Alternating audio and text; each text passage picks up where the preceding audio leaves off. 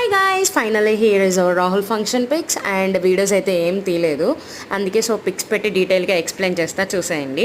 And మేము stage అయితే సింపుల్గా అండ్ ఎలిగెంట్గా కావాలనుకున్నాం, సో దట్ మేము ఇలా చూస్ చేసుకున్నాము.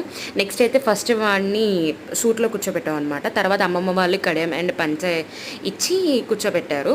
అది నెక్స్ట్ చేంజ్ చేసుకున్నారు అనమాట. ఈలోపు మా మమ్మీ మా డాడీ కూడా రింగ్ పెట్టి ఫోటో దిగారు. అండ్ మా అన్నయ్య దాంట్లో మిస్ అవుతున్నారు. అండ్ మా పిన్ని మా బాబాయ్ అయిన వాళ్ళ కొడుకే, మా మమ్మీ అక్క అవుతారు.